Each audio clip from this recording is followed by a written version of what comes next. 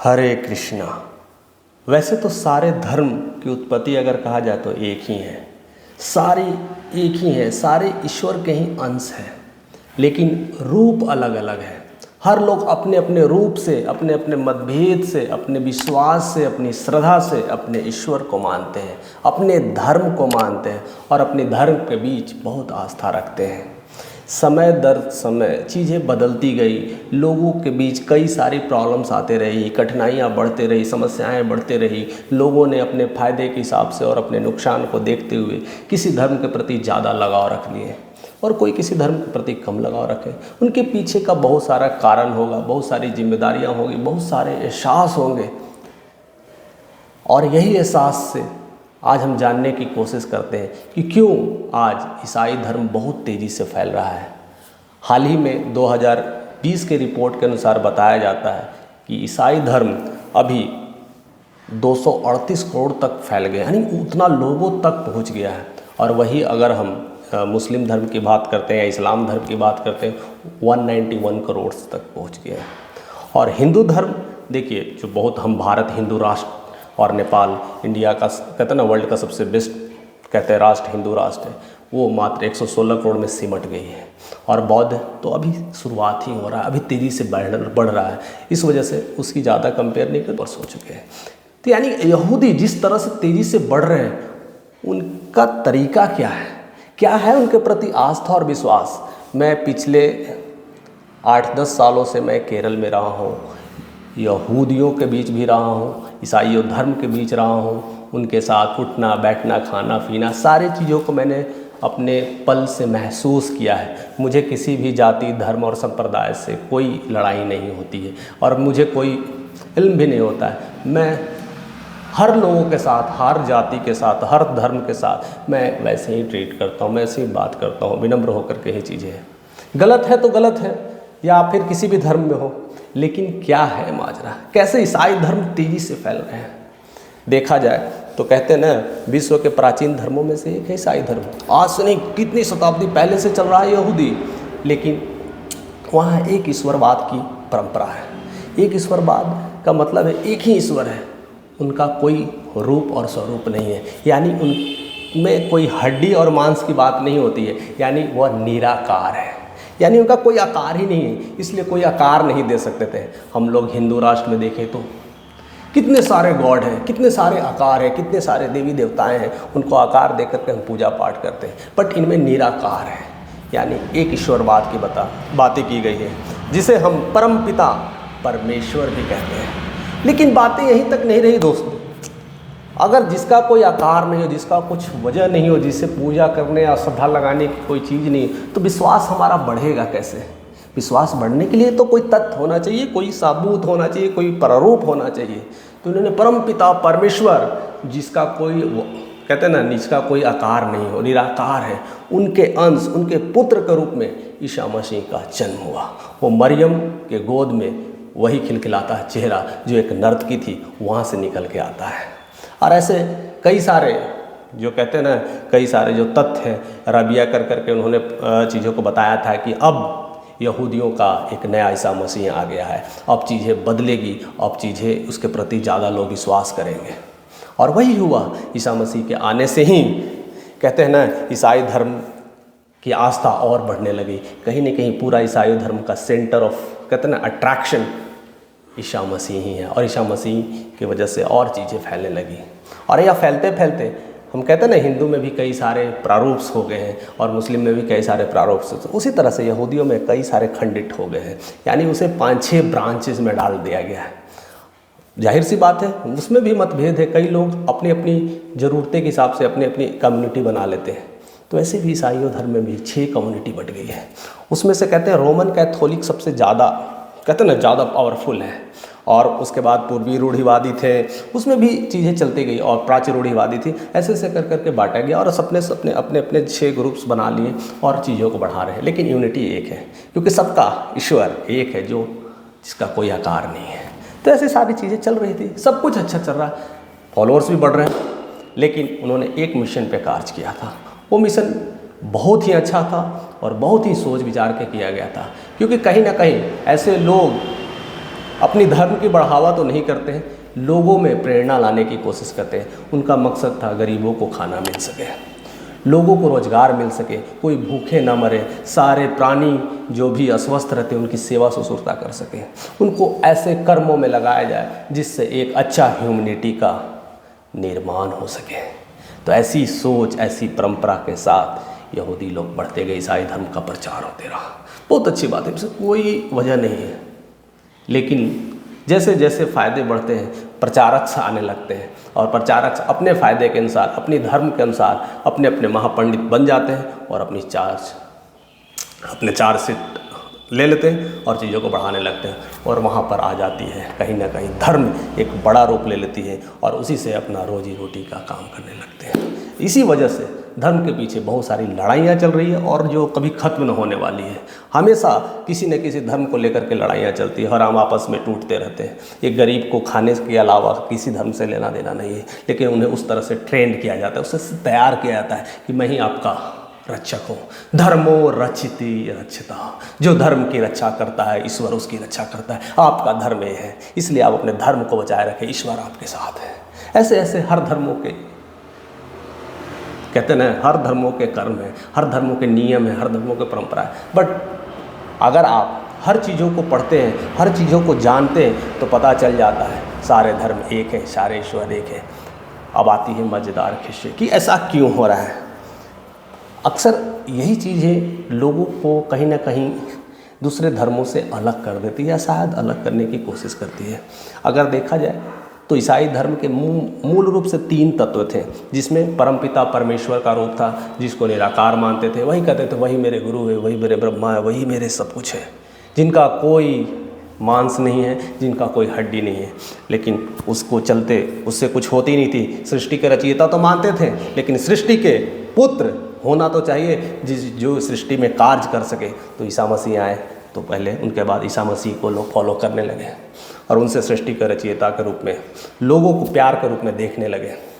तीसरी बड़ी आस्था थी पवित्र आत्मा। उनमें ये विश्वास होता है कि ईश्वर परमात्मा में ही हमारा आत्मा है, उनके ही साथ रहने से हमें ईश्वर को महसूस कर सकते हैं, उससे मोक्ष की प्राप्ति हो सकती है। ये सब 3 प्रारूप पे काम कर रहे थे। नो डाउट बहुत ही बेहतरीन है, लेकिन जैसा कहा गया है कि पूरे देश में, पूरी वर्ल्ड में जितनी आबादी है, सब के सब किसी को ऐसा नसीब ना हो कि खाना ना मिले। लेकिन हम सभी जानते हैं ऐसे कई सारे देश, इवन हम भारत में भी, भारत हो, पाकिस्तान हो, नेपाल हो, बर्मा हो, या इंग्लैंड हो, रसिया हो, अफ्रीका हो, जर्मनी हो, जापान हो, दुनिया की कोई हो कंट्री, हर जगह गरीबी है। आप जाते हैं, जब आप जड़ से जुड़ते हैं तो आपको पता चलता है। बोलने के लिए तो हम वर्ल्ड का टॉप विकसित देश है, हम डेवलप्ड कंट्री है, लेकिन वहाँ भी गरीबी है, वहाँ भी भूखमरी है, वहाँ भी समस्याएं हैं। समस्याएं कभी ख़त्म नहीं होती है, हम कैसे उसे चीज़ें लेते हैं। लेकिन जहाँ समस्या ज़्यादा, जहाँ प्रॉब्लम्स, जहाँ रोटी के लाले पड़ गए हैं, तो वहाँ तो लोग अपने धर्म को क्या देखेंगे। तो उसमें जो धर्म आ जाता है वही उनके लिए गॉड गिफ्ट हो जाता है। इसलिए कहा गया धर्मो रक्षति रक्षता, यानी धर्म की रक्षा आप करोगे तो मैं आपकी रक्षा करूँगा। अब वहाँ पर देने वाले आ गए ईसाई धर्म। ईसाई धर्म ने मुहिम शुरू किया। मैं छोटा ही था, करीब ज़्यादा छोटा नहीं था, मैं 10th क्लास में था। वो 2000 के आसपास, 95-96 की बात है, उसी आसपास की बात है। तो बहुत सारे देखते थे, किताबें बट दी थी ईसाई धर्म की, फ्री ऑफ कॉस्ट। कोई लोग स्कूटर पे बांट रहे हैं, कोई साइकिल पे बांट रहे हैं, कोई गाड़ी लेकर के ऐसे ऐसे टेम्पो पे प्रचार प्रसार होते रहता था। जो लोग स्वेच्छा से उनकी किताबें पढ़ने के बाद उनकी ऐसी ऐसी कहानियाँ होती थी जिससे मन में आता था यही है जो बेड़ा पार लगा सकते हैं। बहुत सारे हिंदू धर्म में, मुस्लिम धर्म के लोग हैं जो गरीबी और भूख से तड़प रहे थे, मर रहे थे, उनको रहने के लिए छत नहीं था, खाने के लिए घर नहीं था। उसमें कोई धर्म आ जाता है, कहता है धर्मो रक्षति रक्षता, मैं ही है जो, मैं ही हूँ जो आपको रक्षा करूँगा, मैं ही है जो आपको खाने पीने के दूंगा। और उसी वजह से उन्होंने धर्म को प्रचार प्रसार किया और बहुत लोगों ने ट्रांसफॉर्म होना शुरू किया। क्यों ना हो, जिसको पेट की लाले पड़ी है उसको धर्म की चिंता नहीं होती है, जिसके घर पे छत नहीं है उसे धर्म की चिंता नहीं होती है, उसे बस खाना 2 वक्त का रोटी मिल जाए, घर कपड़ा और मकान मिल जाए, जो दे दे वही प्रभु है। तो क्यों ना जो लोग इस मुहिम में शामिल हुए उनकी धर्म बढ़ते गई। और ईसाइयों धर्म ने बिल्कुल ऐसे ही किया और उनकी जिस तरह से फॉलोअर्स है बहुत तेज़ी से बढ़ने लगे। और अक्सर आप कई चीज़ें ना हमें ना खुद एनालिसिस करने की ज़रूरत होती है, कुछ जानने की ज़रूरत होती है। आप गौर करिएगा, जहाँ गरीबी थी और वहाँ चेंजेस अगर बहुत ज़्यादा हो गया है तो देखना ईसाई धर्म का एंट्री हो गया है। या बहुत ज़्यादा वहाँ पर अमीर लोग हैं, और एक जगह बहुत ज़्यादा अमीर लोग हैं, वहाँ पर गरीबी नहीं है, शिक्षा का बहुत बेहतरीन इंतज़ाम है, तो समझना ना यहूदी धर्म आ गया है, वहाँ पर प्रचार प्रसार कर गए हैं। और भारत के लोग को समझने के लिए अगर इस चीज़ को समझते हैं या जानने की कोशिश करते हैं तो केरला की हिस्ट्री पढ़ लीजिए, आपको सब समझ में आने लगेगा कि क्या है। केरला में पंडितों को मैंने देखा है ईसाई धर्म बनते, मुस्लिम को बनते देखा है। इन दिल्ली नजफगढ़ के लोगों को भी मैंने मुस्लिम को नाम बदलते देखा है। यानी क्या है, ऐसी चीज़ें क्यों हो रही है? कहीं ना कहीं हमारे पेट की वजह से हो रही है, हमारे रोटी कपड़ा और मकान की वजह से हो रही है, चीज़ें बदल रही है। और धर्म की वजह से उन्होंने एक चीज़ है, मुझे नहीं लगता है कि सही किया है, मुझे लगता है कि थोड़ी मिस्टेक्स है, गलती, उसे इम्प्रोवाइज़ करना चाहिए। मैं किसी धर्म के खिलाफ नहीं हूँ, बट फिर भी मुझे ऐसा अनुभव होता है। बाकी आप लोगों का कमेंट जो भी हो उसे सर आंखों पे हो, क्योंकि हर लोग की अपनी अपनी एक राय प्रतिक्रिया होती है। उन्होंने चीज़ों को फिक्स कर दिया, आप अगर मेरे धर्म में हैं, मेरे धर्म में आते तो मैं आपको नौकरी दूंगा, 2-3 लाख, किसी को पैसे मिले, किसी को खाने का भोजन भी मिला। लेकिन उनके रूल्स और रेगुलेशंस भी थे, आपको चर्च जाना होगा, आपको एक जगह इकट्ठे होकर के वहाँ पर उनको सजदा करना होगा, दूसरे धर्म की किताबों को नहीं पढ़ना चाहिए। ये सब सारे नियम से आप कुछ भी खा सकते हैं, जानवर हो, भैंस हो, बैल हो, कुछ भी, गाय कुत्ता, कुछ भी खा सकते हैं, खाने के लिए फ्रीडम था। वही हिंदू धर्म में देखिए, मांस को खाने का अलाउ नहीं है, और उसके पीछे साइंटिफिक रीजन है जो आप धीरे धीरे अध्यात्म की तरफ जाइएगा तो समझ पाइएगा क्या है। मदिरा फेस्टिवल हो गया है, फ्राइडे फेस्टिवल मदिरा फेस्टिवल हो गया है, इसलिए क्रिसमस डे में लोग क्या करते हैं, केक और ड्रिंक लेते हैं, इसका फेस्टिवल है और लोग एंजॉय करते हैं, मज़ा आ रहा है पीने में। किसको नहीं मज़ा आता है? नशा ही ऐसी चीज़ है जो दुनिया को नशा कर दे। चाहे आप किसी चीज़ का हो, तो नशा मिल रहा है, खाना मिल रहा है, और क्या चाहिए ज़िंदगी में? आराम चाहिए। जैसे कपड़े पहनना चाहिए थे, मिनी स्कर्ट, बिकनी, जिस ड्रेस में आप जाना चाहते हैं, कोई प्रतिबंध नहीं है। तो ऐसी आज़ादी और कहाँ मिलेगी? तो लोगों ने सोचा बड़ा मज़ा आ रहा है, क्यों ना यही चीज़ को अपनाया जाए। कोई रोक टोक नहीं है, कोई पूजा पाठ करने के लिए 10-10 जगह मंदिरों नहीं जाना है, ईश्वर के प्रति ये नहीं करना, मुझे ये दे दो, ये दे दो, यहाँ तो सब कुछ मिल रहा है। और देखिए, हम लोग हिंदू में एक भगवान पे दूध चढ़ा देते हैं तो कई हंगामा और आपस में लड़ाइयाँ हो जाती हैं, और इतने सारे कैंडल जला देते हैं लोग, डेली जलते हैं, वहाँ कोई हंगामा नहीं है, कोई रेजोल्यूशंस नहीं, कोई बातें नहीं हो रही है। यहाँ एक दिया और 10 दिया जला देने से लोगों प्रति हिंदू में विरोधवास हो जाता है। यानी यहाँ पर कहते ना आवाज़ की फ्रीडम है, वहाँ ये भी नहीं है, आप बोल नहीं सकते। उसी की प्रतिष्ठा और गुणगान करते लोग, एकदम मोमबत्तियाँ कंडीलें लगा लगा करके ऐसे हवन करते, लगता है कि, लेकिन कोई कहने वाला नहीं है ना, वहाँ कोई उंगली करने वाला नहीं है, क्योंकि सारे एक यूनिटी में आ गए हैं। उसी तरह से इस्लाम भी वैसे ही पढ़ रहा है, एक यूनिटी में जाकर पढ़ रहा है। लेकिन हिंदू धर्म में ऐसी बातें नहीं है। आप मंदिर जाएं, काबा जाएं, कुछ भी करें, कोई प्रॉब्लम नहीं। आप मांसाहारी खाएं, शाकाहारी खाएं, कुछ नियम्स रूल्स है, लेकिन वो प्रतिबद्धता से लागू नहीं किया गया है। आपको मंदिर जाना ही जाना है, आपको भगवत गीता पढ़ना ही पढ़ना है, आपको रामायण पढ़ना ही पढ़ना है, ऐसी कोई प्रतिबंध नहीं है। फ्रीडम्स है, लेकिन आप कैसा फ्रीडम महसूस करते हैं उनको, और आप में क्या फ़र्क है। हमें भगवा ड्रेस पहनने की कहा गया है कि भगवा पहने, गेरुआ पहने, अच्छी चीज़ है, लेकिन क्या हम फॉलो अप करते हैं? लेकिन उनमें वो चीज़ है, वाइट ड्रेस पहनना, जितने भी पादरी लोग वाइट ड्रेस पहनते हैं, उस चीज़ों को फॉलो करते हैं, क्रॉस चीज़ निशान है, उस चीज़ों को लेते मानते हैं। ऐसी ऐसी बहुत सारी चीज़ें हैं जो हम हिंदू अपनी ही भी अगर कहते हैं कि हम धर्म के प्रति जागृत हैं, हम अपने सनातन को जगा रहे हैं, क्या ऐसी प्रक्रिया से गुजर रहे हैं। तो हर जगह प्रॉस एंड कॉन्स है, but in spite of that देखना चाहिए कि हमें क्या सीखने को मिलता है, क्या बदलाव मिलता है। और नाम बदल देने से इंसान बदल नहीं जाता है, ईश्वर बदल नहीं जाते हैं, धर्म बदल नहीं जाते हैं। यह चीज़ मैं समझते समझते मुझे तो एक कहानी याद आ गई जो मैं आपके साथ ज़रूर शेयर करूंगा, क्योंकि ये वाकई में आपको चेंज लाएगी और सोचने को मजबूर करेगी। मैं बचपन में सुना करते थे, चौबे गए थे छब्बे बनने और बन के आए दूबे। यानी चौबे का मतलब है थोड़ा पढ़ा लिखा लोग है ना, सोचते थे या थोड़े कमाने वाले लोग मैं बहुत अमीर बन जाऊंगा, तो छब्बे बनने गए, यानी पैसा कमाने के लिए गए। कुछ रास्ता मिला, कोई लोग मिले कहे कि छब्बे बन जाओ, लेकिन वहाँ जाते जाते फिर से जो चौबे थे वो भी घट के आ गए, वो दूबे पे आ गए। ऐसी स्थिति होती थी। ऐसी ही एक कहानी है जो आपको दिलों में शायद क्लियरिटी ला दे, वो चेंज ला दे। और आप ध्यान सुनिएगा कि एक छेदीलाल थे। छेदीलाल एक हिंदू जिनका नाम छेदीलाल था, बहुत अच्छा, ठीक था, गरीब था, लेकिन लोग उन्हें छेदीलाल छेदीलाल कहते थे तो बड़ा कोड़ जाता था, बहुत परेशान हो जाता था। कहता कि ये भी कोई नाम है क्या, मैं बेकार इस धर्म में आ गया, मुझे ये धर्म पसंद नहीं है, लोग मुझे छेदीलाल छेदीलाल कहते हैं, मैं धर्म चेंज करना चाहता हूँ। बहुत अच्छी बात है। फिर उन्होंने ईसाई धर्म की तरफ रुख किया कि वहाँ पर अच्छे अच्छे नाम से मिलते हैं, अंग्रेजों वाले नाम, मेरे तो लॉटरी लग जाएगी, मैं तो फेमस हो जाऊँगा। तो धीरे धीरे उस नाम के प्रति भी लोग जानना चाहते हैं, तो वहाँ पर उन्होंने नामकरण हुआ, सब कुछ चीज़ें हुआ और उनका नाम रखा गया विलियम होल्स। सब कुछ अच्छा था, सब चल रहा था, विलियम होल्स। धीरे धीरे लोग उनको होल होल होल होल कहने लगे, बड़ा टेंशन हो गया। फिर जहाँ थे वहीं आ गए, ये छेदीलाल से फिर मुझे होल बना दिया, मुझे कहीं का नहीं छोड़ रहा, मुझे ये धर्म पसंद नहीं है, इससे तो मैं चेंज चाहता हूँ, मुझे इस धर्म में नहीं रहना है। फिर उन्होंने सोचा कि अब मैं दूसरे धर्म की जाऊँ। तो दूसरे धर्म आप जानते ही हैं कि उस समय और क्या क्या चीज़ें चल रही थी। उस समय फिर इस्लाम धर्म में आए, तो इस्लाम धर्म को परिवर्तन लाया, तो वहाँ पर उनका नाम रखा गया सुराख अली। बहुत अच्छी चीज़ है। अब वहाँ पर धीरे धीरे अली को लोग भूल गए और सुराख को बोलने लगे, सुराख जी, सुराख भाई कैसे हैं।